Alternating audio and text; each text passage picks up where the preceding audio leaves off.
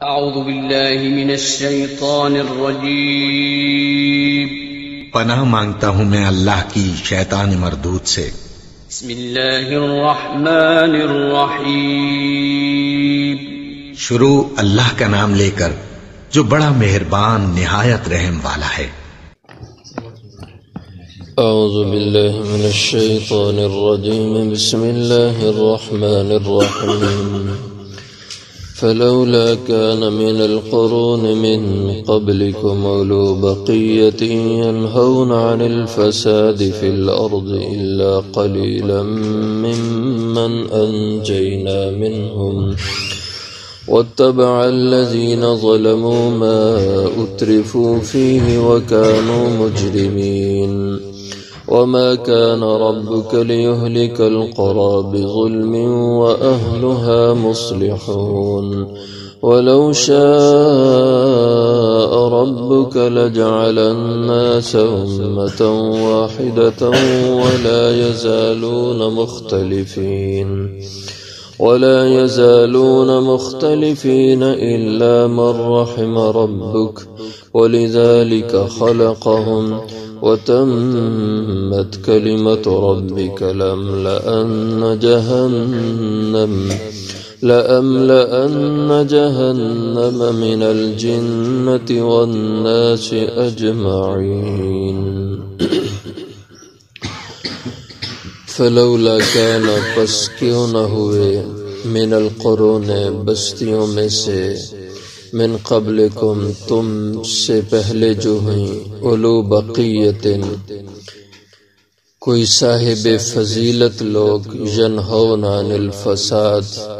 جو روکتے لوگوں کو فساد کرنے سے فی الارض زمین میں الا قلیلا مگر تھوڑے سے ممن انجینا منہم ان لوگوں میں سے ہوئے جن کو ہم نے نجات دے دی وَاتَّبَعَ الَّذِينَ ظَلَمُوا اور پیروی کی ظالموں نے ما اترفوا فیہ اس چیز کی جس میں وہ خوشحالی آسودگی دیے گئے تھے وَكَانُوا مُجْرِمِينَ اور تھے وہ جرم کرنے والے لوگ وَمَا كَانَ رَبُّكَ اور نہیں ہے تیرا رب لِيُهْلِكَ الْقُرَىٰ کہ وہ ہلاک کرے آبادیوں کو بستیوں کو بظلم ظلم کی وجہ سے وَأَهْلُهَا مُصْلِحُونَ اس حال میں کہ وہاں کے رہنے والے وہ اصلاح کرنے والے ہوں وَلَوْ شَاءَ رَبُّكَ اور اگر چاہے تیرا رب اور اگر چاہتا تیرا رب لجعل الناس امتا واحدہ تو البتہ بناتا لوگوں کو ایک ہی جماعت ایک ہی گروہ ولا یزالون مختلفین اور یہ ہمیشہ رہیں گے اختلاف کرتے الا من رحم ربک مگر وہ جس پہ تیرے رب کی رحمت ہوئی ولذالک خلقہم اور اسی لحاظ سے اسی لیے اللہ نے پیدا کیا ان کو وَتَمَّتْ كَلِمَةُ رَبِّكَ اور مکمل ہو چکا ہے فیصلہ تیرے رب کا لَأَمْلَأَنَّ جَهَنَّمَ مِنَ الْجِنَّةِ وَالنَّاسِ أَجْمَعِينَ کہ البتہ میں ضرور بھر دوں گا دوزخ کو جنات سے اور انسانوں سے اجمعین سب سے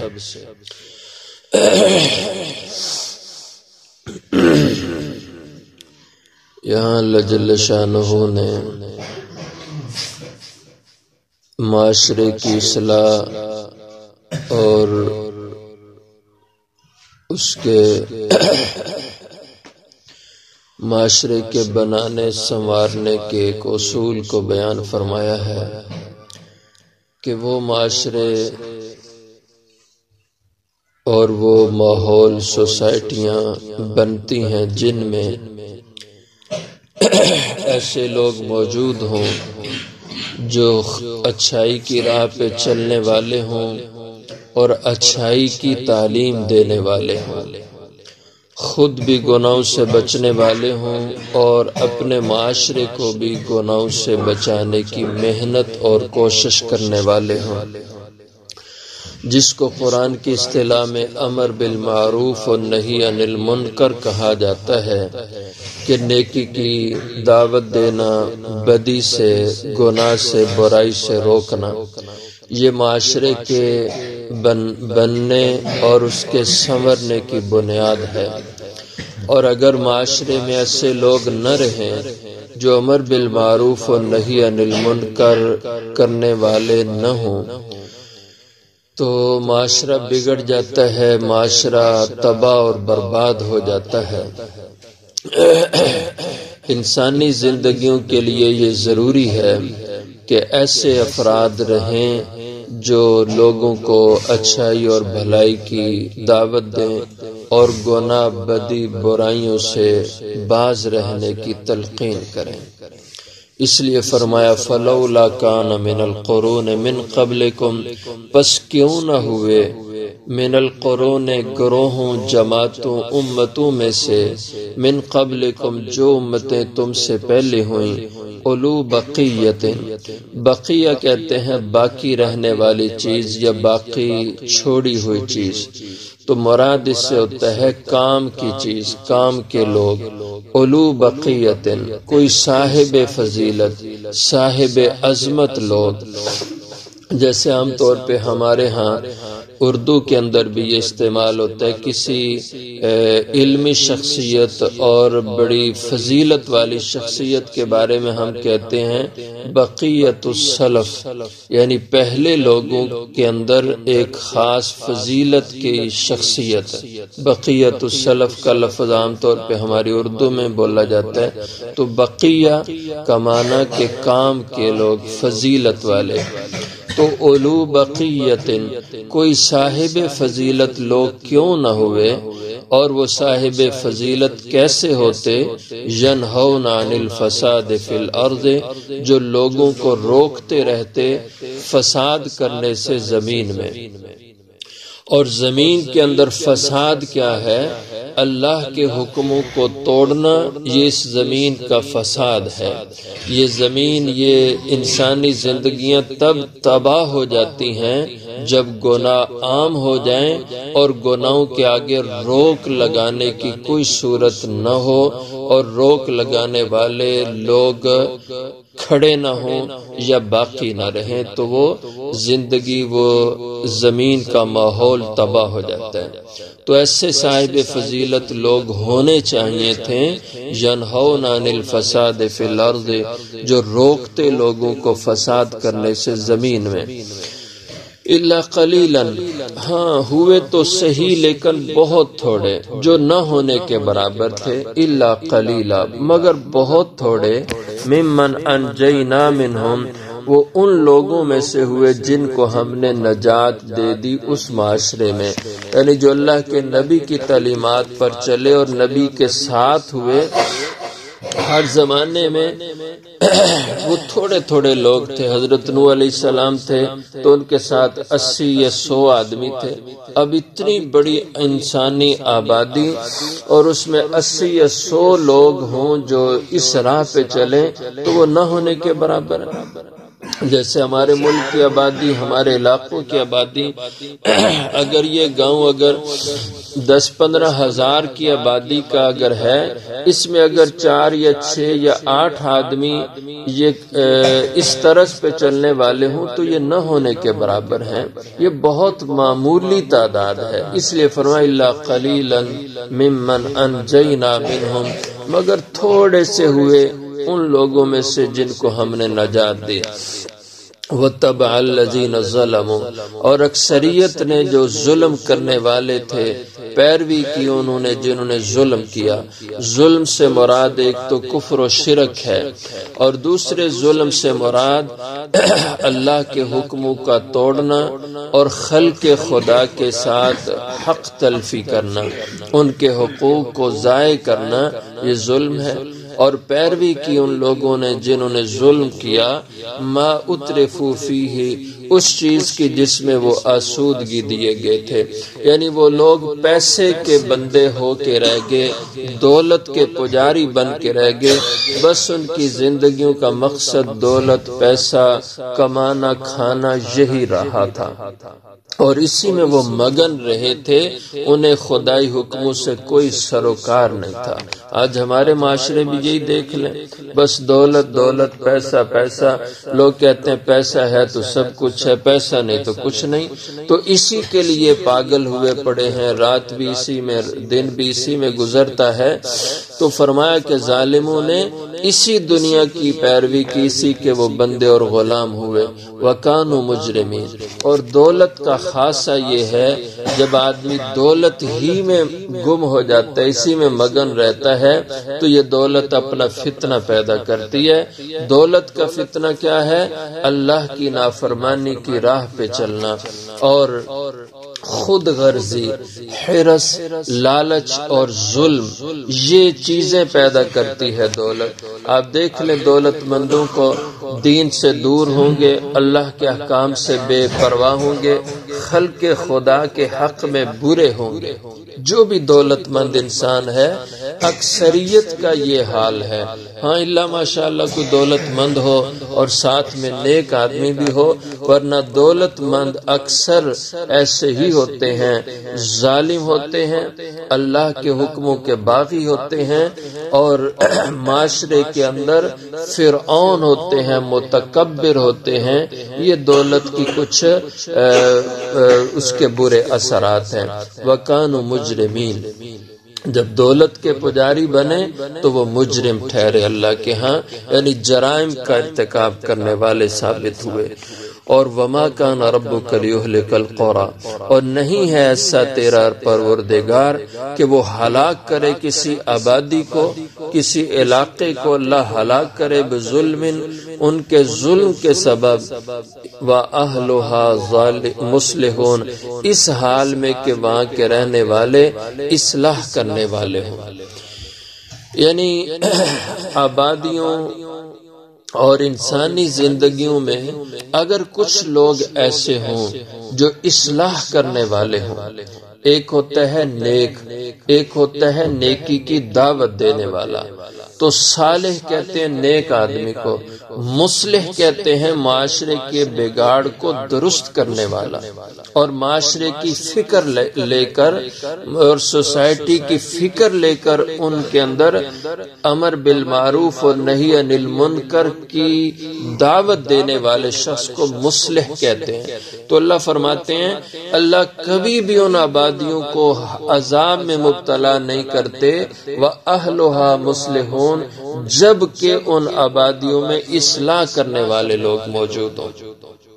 جیسے ایک حدیث میں آتا ہے اللہ تعالیٰ نے ایک قوم پہ عذاب کا حکم دیا حضرت جبریل علیہ السلام کو کہ جاؤ وہاں اس آبادی میں جتنے لوگ ہیں سب کو ہلاک کر دو،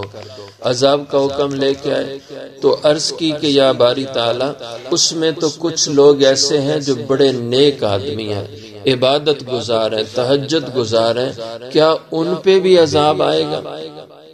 تو اللہ جل شانہ نے فرمایا ہاں وہ بھی انہی کے ساتھ ہلاک کر دیے جائیں، وہ بھی انہی کے ساتھ عذاب کی لپیٹ میں آئیں گے۔ پوچھا یا باری تعالیٰ کیوں؟ وہ تو عبادت کرنے والے ہیں، وہ تو ان ظالموں کے ساتھ ظلم میں شریک نہیں ہیں۔ تو اللہ جل شانہ کی طرف سے فرمایا گیا کہ اے جبریل، کیا معاشرے کے اندر جو گناہ ہو رہے تھے، جو برے لوگ برائیاں کرتے تھے، یہ نیک لوگ کبھی برائیاں دیکھ کر ان کے چہروں پہ بل پڑے،